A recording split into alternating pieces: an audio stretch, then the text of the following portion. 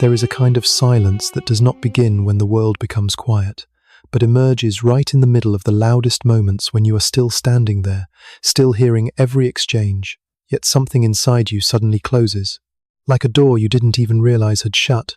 From the outside, people may think you are indifferent, that you no longer care, but in truth, you are simply overwhelmed. Too many thoughts, too many emotions arriving all at once, to the point that if you were to speak in that moment, everything would shatter into fragments beyond your control. You are silent not because you have nothing to say, but because you understand the weight of words in moments like these, understanding that some things, once spoken, are not meant to resolve anything, but only to make everything worse. And the more you try to hold it in, the more you realize that this silence is not gentle in the way others assume, because the quieter it is outside, the louder it becomes within. The unspoken words repeat themselves. The what I should have done scenarios keep running through your mind, and the emotions you haven't yet found names for rise in layers, leaving you caught between the urge to speak and the awareness that you shouldn't not yet. It is a state that is almost invisible from the outside, because there are no clear signs beyond stillness, but in reality, it is a deeply active process unfolding within you, where you are trying to understand what just happened, where it touched you, and whether you can express it without distorting your own feelings. That is why not everyone who becomes silent when hurt is leaving. Many of them are still there. It's just that all of their attention has turned inward, temporarily withdrawing from the surface of the conversation so they won't be pulled into immediate reactions. And in that very moment, the moment others think you are saying nothing, you are actually doing the hardest thing of all, holding yourself together so you don't fall apart before you truly understand what you are feeling. What most people don't realize is that this kind of silence is not a conscious choice. It's not the kind where you sit back, think it through, and decide, I'm not going to speak anymore. It happens much faster than that, almost like a reflex. When emotions reach a certain threshold, your internal system automatically shifts state, like a switch being turned off to prevent overload, making words feel more distant than usual. You can still feel everything very clearly, sometimes even more intensely, but turning what's happening inside into language suddenly becomes difficult, as if there is a gap between emotion and expression that you simply cannot cross in that moment. That's why, when someone stands in front of you and demands an immediate answer, they don't understand that what they're asking for is not just a simple explanation. They're asking you to name something you haven't even fully understood yourself. And in that state, the more you try to speak, the more it feels wrong, because whatever you can say only touches the surface, not what is truly happening within. You begin to realize that speaking before you fully understand doesn't just risk being misunderstood by others, it also pulls you away from your own authentic feelings. This is why this kind of silence is often mistaken for avoidance, when in reality it is a deliberate pause meant to protect the accuracy of your emotions. You are not walking away from the issue, you are simply refusing to resolve it in a rushed way. You need time to separate the layers of what you feel, to distinguish between what is an immediate reaction, what truly matters, and what is arising only because you are hurt. And in that space, silence becomes the only tool that keeps you from being swept up in everything happening too quickly. From the outside, it may look like you are standing still, but in truth, you are doing something not everyone is capable of. You are staying with your emotions instead of releasing them impulsively.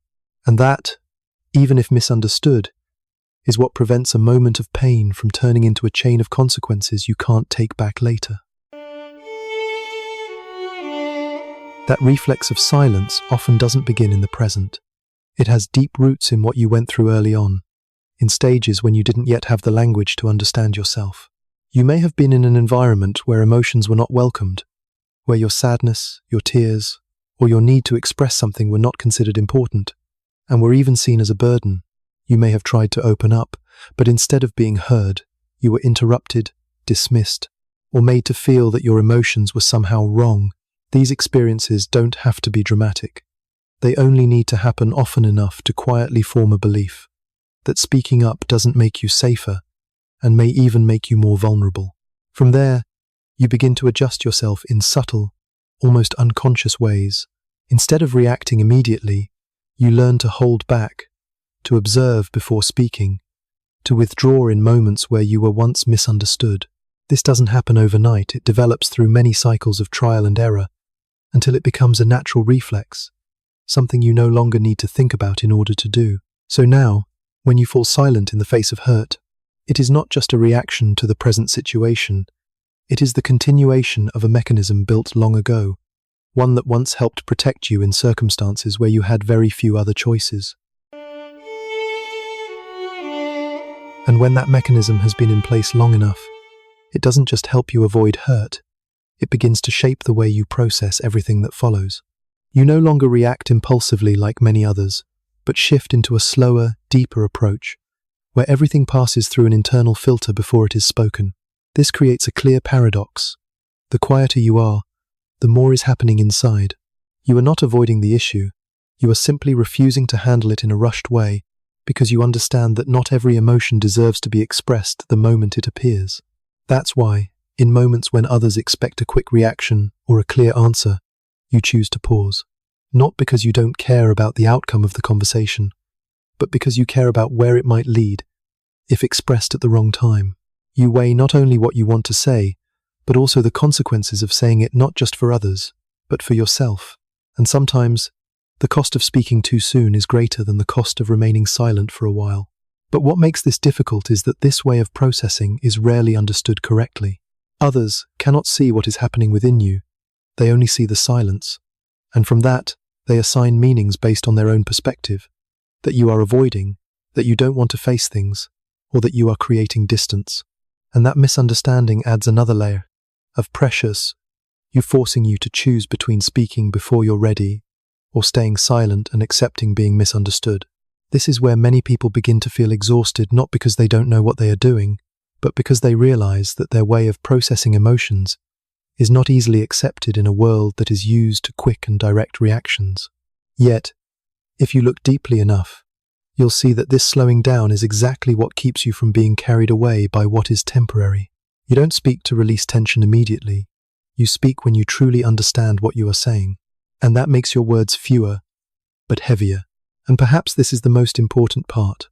Your silence is not a sign of disconnection, but a way of preserving connection from being damaged by what has not yet been understood.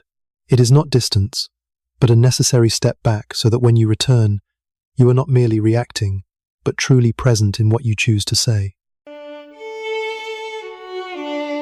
But there is something few people notice. In that silence, you are not only processing your own emotions, you are also, unconsciously, protecting others from what you have not yet learned to control.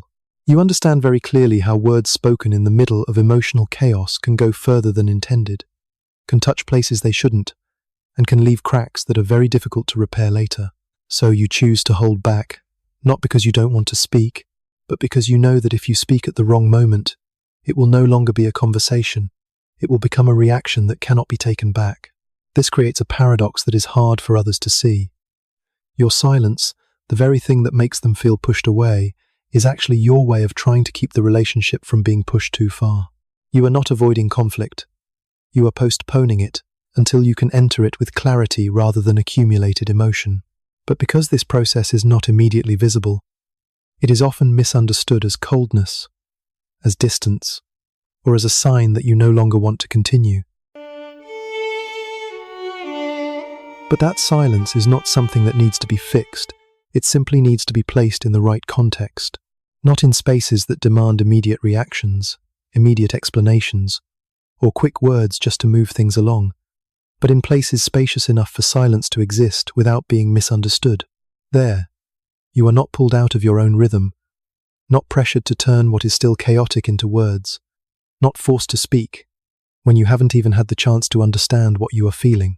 You are still there, still sensing everything, but no longer on the defensive, no longer worried that every moment of silence will be seen as distance. There are people who are not afraid of your silence.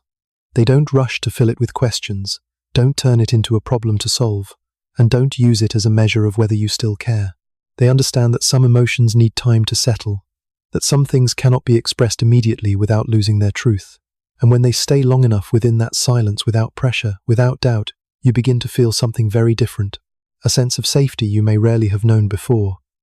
Not safety because everything is resolved, but safety because you are no longer forced to leave yourself just to reassure someone else. In that state, something within you begins to shift. Your thoughts no longer rush all at once. Your emotions no longer overlap in the same tangled way, and what you once held back out of fear of saying it wrong starts to become clear, naturally.